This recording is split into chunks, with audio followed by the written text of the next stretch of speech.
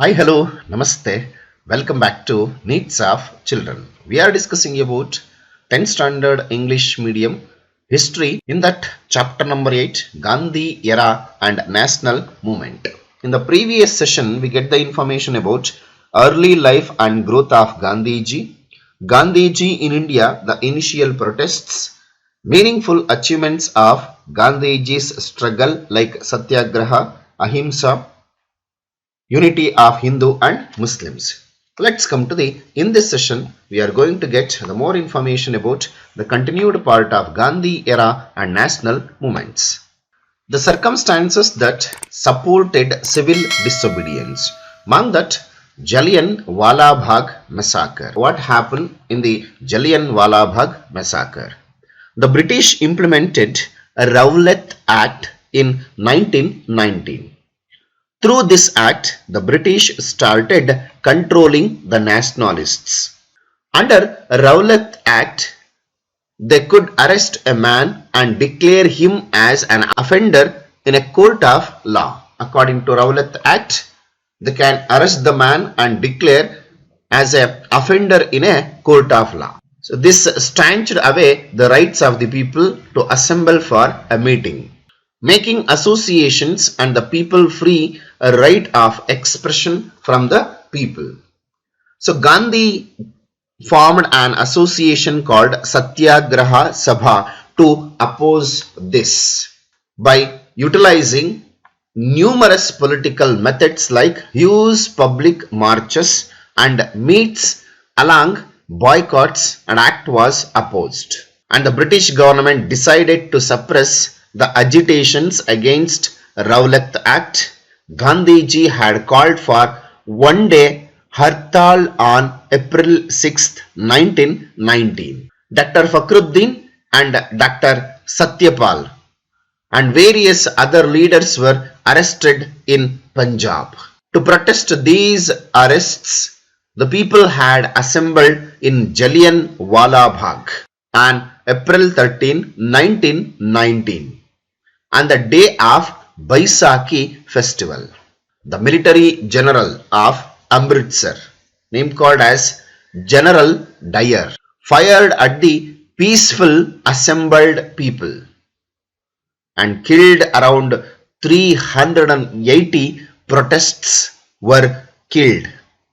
Thousands were injured in this incident. And this incident saddened people like Gandhiji and others. So after this incident, military rule was implemented in Punjab after this incident. Rabindranath Tagore returned his knighthood award back, opposing this mindless violence. This became the reason for the launch of non-cooperation movement by Gandhi. Later, Udham Singh, a revolutionary, killed General Dyer in England. So let's come to about Khilafat movement. The sultans of Turkey were also the religious leaders of Turkey and were called as Caliph. During the World War I, the British harassed the Caliph, and this was widely protested by Muslims of the world. Even in India, Muhammad Ali, Shaukat Ali, two brothers, started the Khilafat movement in support of Turkey in 1919. Gandhi had believed that the British would only withdraw if the Hindu and Muslims fight united. Hence, Gandhi extended his support to this movement. He wanted an active participation on the part of Muslims in the Congress. This was a movement wherein both Hindus and Muslims participated in a nationwide protests. So this is the information about Khilafat movement. Let's move on to non-cooperation movement. The Congress passed a resolution to hold non-cooperation movement in its special national convention, Calcutta, on September 4, 1920. It aimed at educating the people about the British for their brutal killing. The Congress passed a resolution to hold non-cooperation movement in Calcutta Convention. In this incident, the British for their brutal killing and also preventing Jallianwala Bagh like incidents in future apart from opposing the British rule.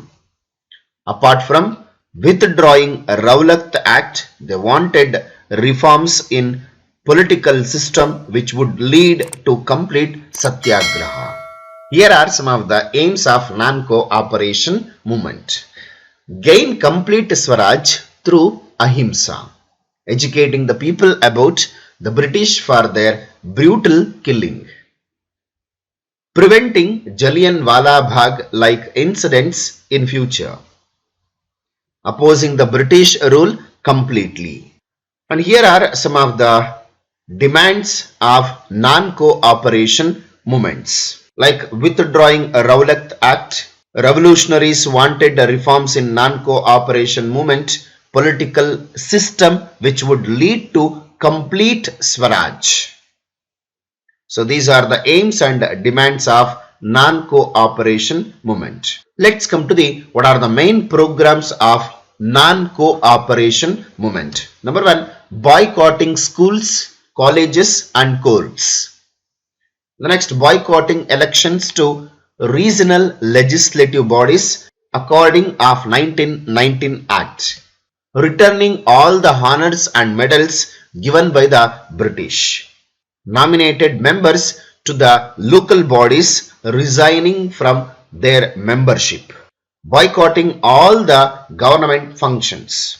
Boycotting all foreign goods.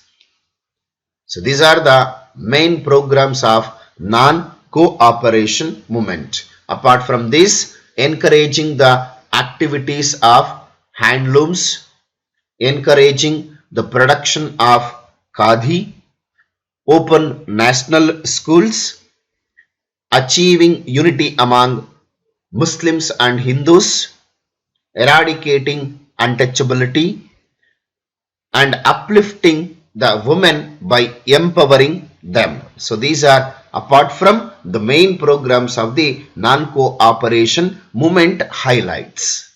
So here are some of the major developments that took place during the non-cooperation movement. Many senior lawyers like Deshbandhu Chittaranjan Das, Motilal Nehru, Rajendra Prasad left their legal practice. Students boycotted schools and colleges.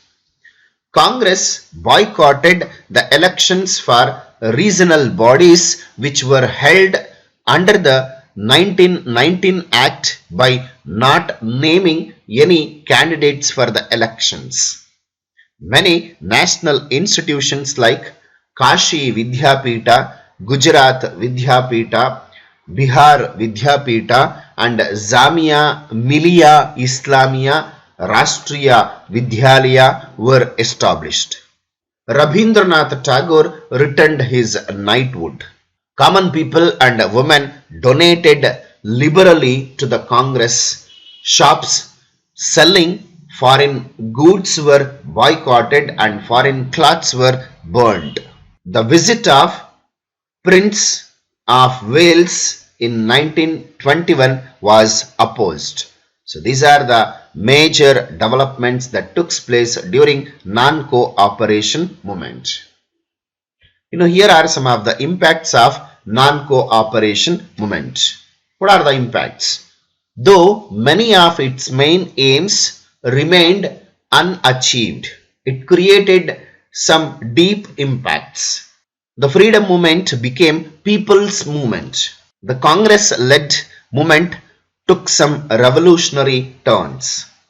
The Hindu-Muslim unity was temporarily achieved. The national freedom movement went beyond the boundaries of cities and entered villages also. The attempts to remove untouchability and entry of women into public spaces were the notable achievements of this movement.